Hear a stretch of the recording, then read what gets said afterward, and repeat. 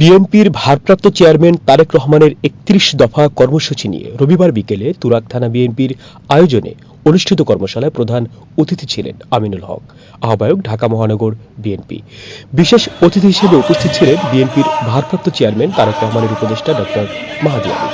প্রধান বক্তা হিসেবে বক্তব্য রাখেন বিএনপির ঢাকা মহানগর উত্তরের সদস্য সচিব মোহাম্মদ মোস্তফা জামান, যিনি তুরাগের কৃতি সন্তান।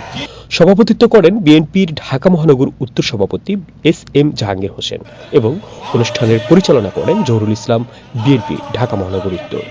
কর্মশালায় দলীয় নেতাকর্মীরা খণ্ড খণ্ড মিছিল নিয়ে কর্মশালার স্থানে প্রবেশ করেন এবং মিছিলের স্লোগান ও উৎসাহপূর্ণ পরিবেশে তুরাগ এলাকা এক উৎসবমুখর হয়ে ওঠে। মিছিলের বিভিন্ন শ্রেণী পেশার মানুষ উপস্থিত ছিলেন এবং তাদের মুখে শোনা যাচ্ছিল স্লোগান জিয়া, খালেদা জিয়া, তারেক রহমান। তারেক রহমান বীরের বেশে আসবে ফিরে বাংলাদেশে।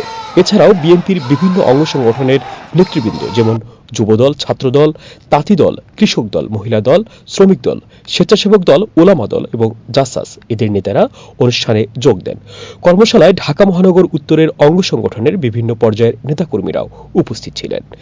এ কর্মশালা ও মিছিলের বিশাল আয়োজনের মাধ্যমে বিএনপি তাদের শক্তি প্রদর্শন করেছে এবং তাদের রাজনৈতিক প্রভাব আরও সুদৃঢ় করার লক্ষ্য রাখছে।